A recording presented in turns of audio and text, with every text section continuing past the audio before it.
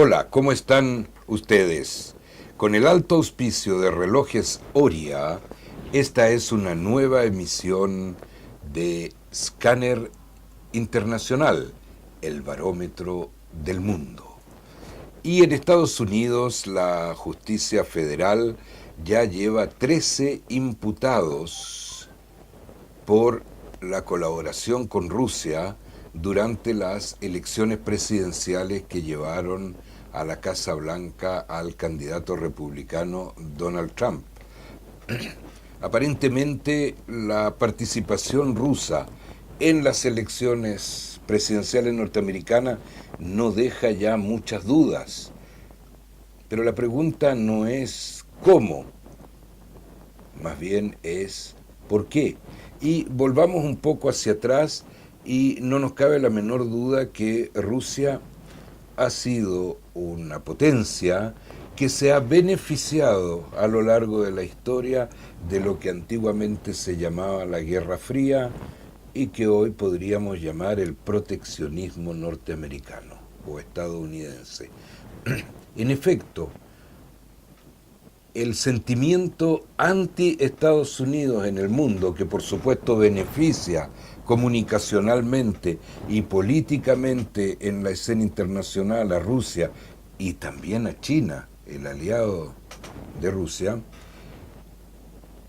en la historia, cada vez que Estados Unidos ha tenido políticas de proteccionismo económico y de cierre político a la inmigración, de cierre político a los tratados internacionales, de cierre político a las convenciones internacionales, etcétera, se ha creado un sentimiento en el mundo más bien anti-Estados Unidos. Ejemplos: en los últimos años, el gobierno proteccionista de Ronald Reagan, que creó de alguna manera un sentimiento anti-Estados Unidos. Luego tenemos los gobiernos de padre e hijo Bush, con la misma óptica y los mismos resultados. Y actualmente el gobierno de Donald Trump, que ha excedido el proteccionismo norteamericano a sus antecesores. Es el gobierno más proteccionista que ha tenido Estados Unidos, por así decirlo, en el último siglo. Entonces, ¿por qué Rusia apoyó a Donald Trump y no a Hillary Clinton? ¿O por qué no se abstuvo de participar de manera activa en las redes sociales norteamericanas para favorecer el triunfo del candidato Donald Trump?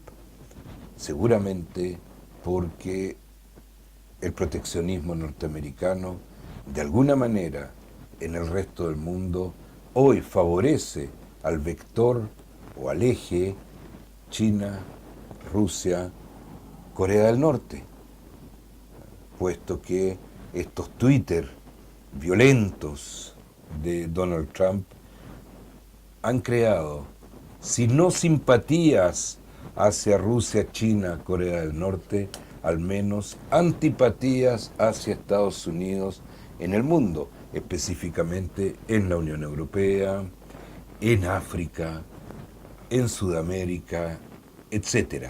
Eso es el primer esbozo de explicación al por qué, puesto que el cómo tal vez no lo sabremos nunca, aunque ya hay 13 imputados por la justicia federal norteamericana. Vamos a África. En Malí, las Fuerzas Armadas francesas dieron muerte en un combate a más de 10 yihadistas en la zona fronteriza entre Malí y Argelia.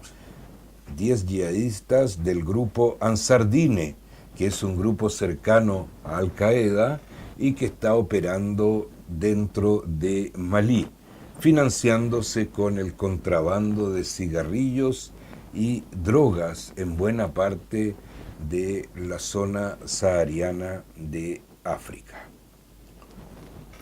Zona sahariana del centro de África y del este de África. Francia está presente en Malí desde 2013. O sea, Francia ha estado presente en Malí mucho antes, puesto que Malí fue una colonia francesa que se independizó por allí por finales de los años 60. Pero las Fuerzas Armadas francesas debieron retornar a Malí en 2013 para contener al extremismo y al terrorismo de este grupo Ansardine. Actualmente las Fuerzas Armadas francesas han logrado contener a este peligro terrorista o extremista, pero la zona del Sahel, que es la zona donde está inserto Malí, continúa siendo un verdadero peligro para África y para todo el mundo, como una cuna del extremismo y del fanatismo de los yihadistas. Y Marruecos, como líder de la Unión Africana, son polos antiterroristas que en mucha medida permiten que se vaya terminando con este peligro yihadista que se produjo en Malí. Volvamos a América Latina, en donde se mueve mucho aquí en América Latina, aunque tal vez antes quedémonos todavía un minuto más en Asia para recordar que los Juegos Olímpicos de Invierno ya están ocurriendo en Corea.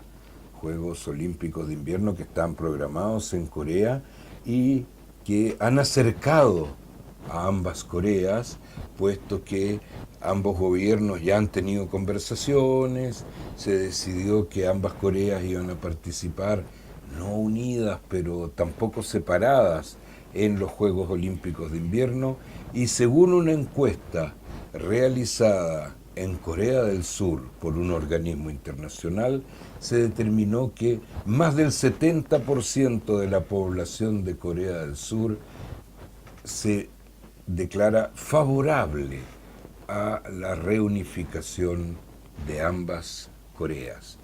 No olvidemos que ambas Coreas quedaron divididas después de la famosa Guerra de Corea, en la que participó contra la intervención soviética en Corea Estados Unidos y dejó dividido en dos países. Ahora sí, volvamos a América del Sur. Se prepara la 8ª Cumbre de las Américas en Perú, cumbre que reúne a todos los mandatarios de América. ¿Vendrá Donald Trump? ¿No vendrá? Parece que sí.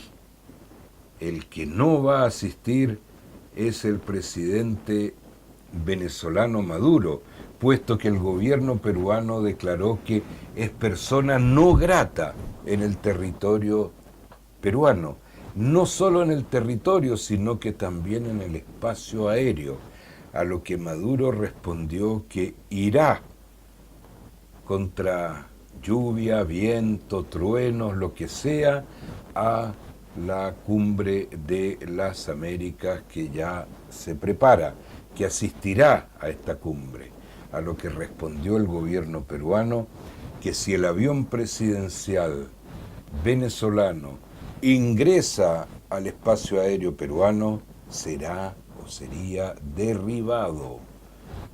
Palabras muy duras, muy fuertes, entre países que debieran ser a lo menos unidos, a lo menos amigos, sino hermanos.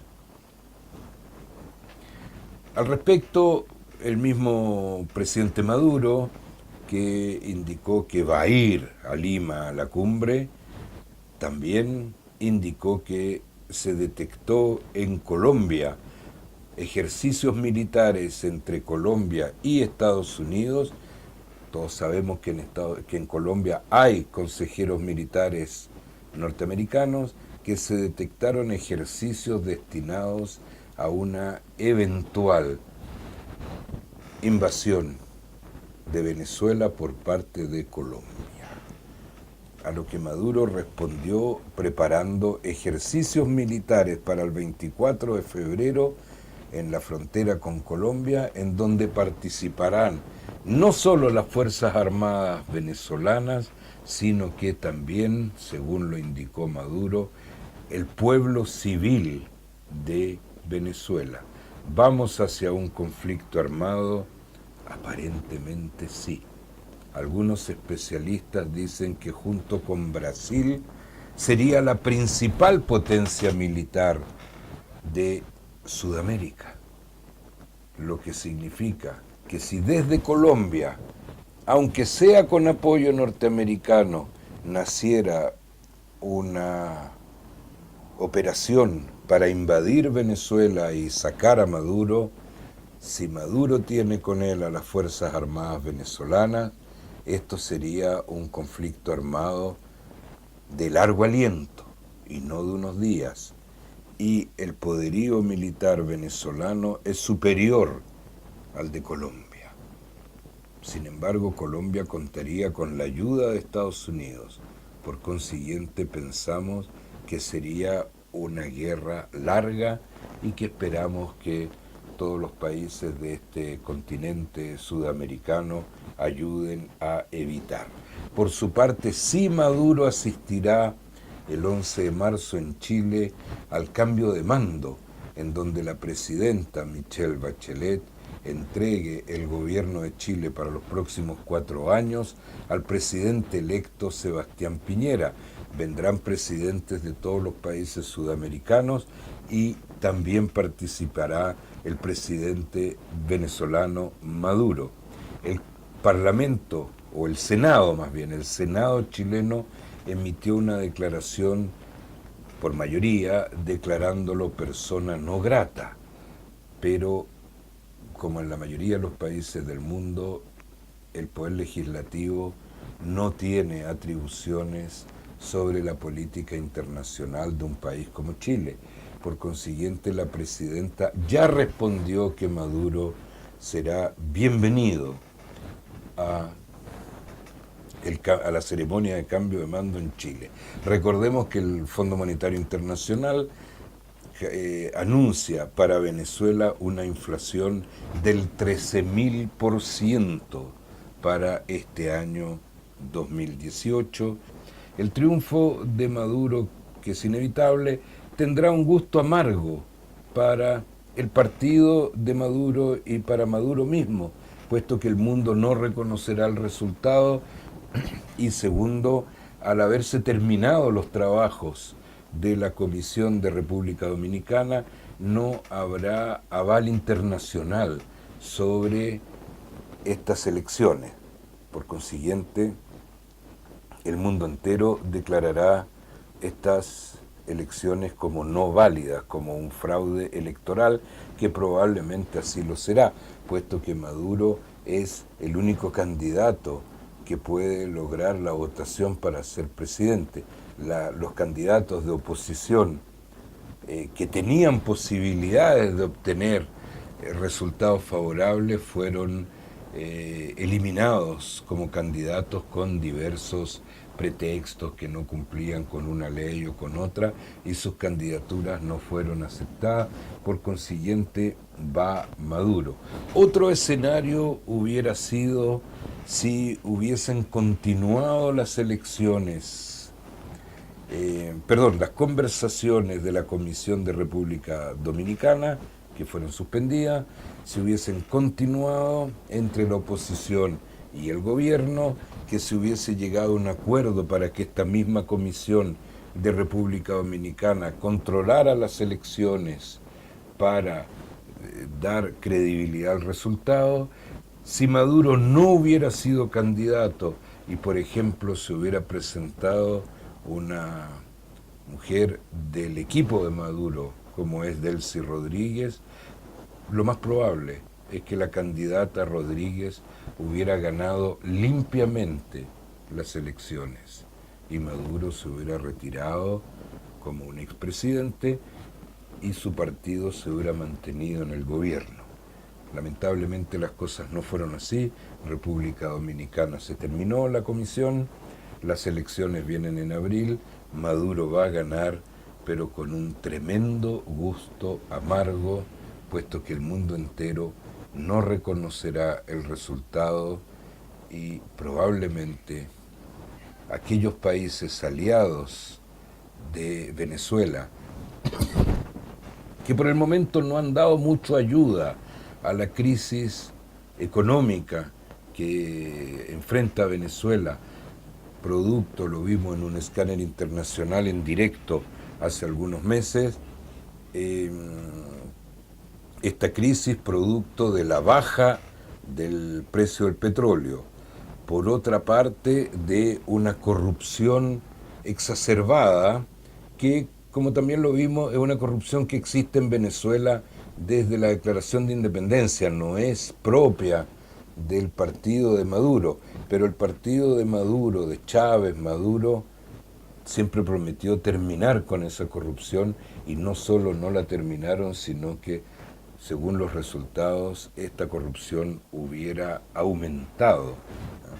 Los países aliados de Venezuela que se mantienen en una situación de observación, como son China, Rusia, Irán, y que no están ayudando económicamente a Venezuela, siendo que podrían hacerlo para salvar la crisis económica, están solo observando, se encontrarían con las manos atadas frente a un nuevo gobierno de Maduro repudiado internacionalmente y no reconocido por la casi totalidad de los países del mundo. Pensamos que hubo allí varias faltas graves y que la revolución bolivariana, con la que uno puede estar de acuerdo o no de acuerdo, tuvo sus posibilidades de continuar en los meses que se terminan, noviembre, diciembre, enero, tuvo sus posibilidades de continuar con éxito y de poder sacar adelante su programa social y económico para la primera potencia petrolera del mundo. Sin embargo, esto se ha farreado y por todos lados hace agua y aparentemente el gobierno no optó por la opción que parecía ser la más conveniente para ese país. ¿Derribará el avión presidencial la aviación peruana? Nos parece poco probable, pero estamos atentos a ver qué ocurre, porque si Maduro dijo que va a ir, lo más probable es que vaya. Y con todo esto, junto con saludarlos, ya es hora de despedirnos. Que estén ustedes muy bien en Scanner Internacional.